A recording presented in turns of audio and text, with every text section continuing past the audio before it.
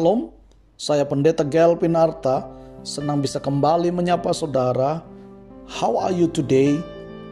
Tema kita hari ini adalah membela kelompok minoritas. Pembacaan kita terambil dalam Lukas pasal 15 ayat 8 sampai dengan ayat yang ke-10. Namun yang merupakan nats kita saya bacakan di ayat yang ke-10. Demikian firman Tuhan.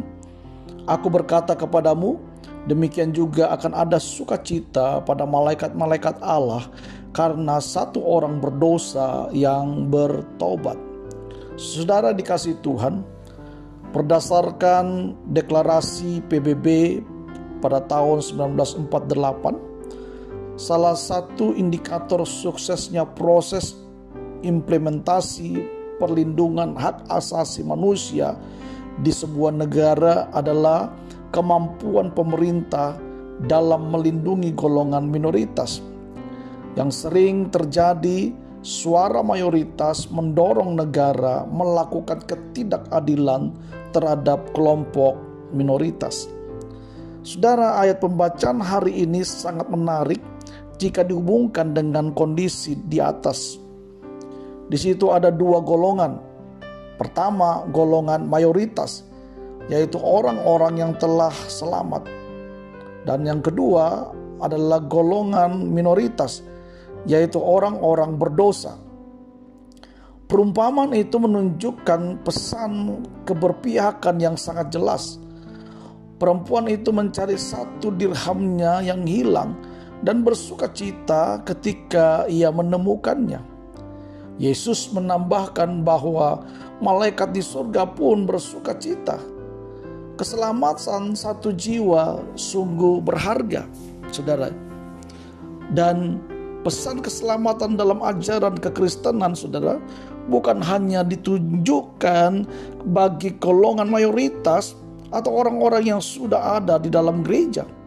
Namun sebaliknya, Yesus Kristus mendorong gereja untuk menjangkau mereka yang tersisih dan berdosa.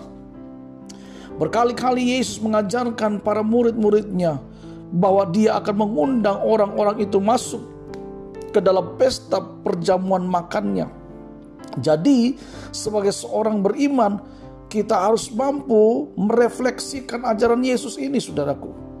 Kita mestinya termotivasi untuk melakukan pembelaan bagi orang miskin, bagi orang lemah atau kelompok minoritas.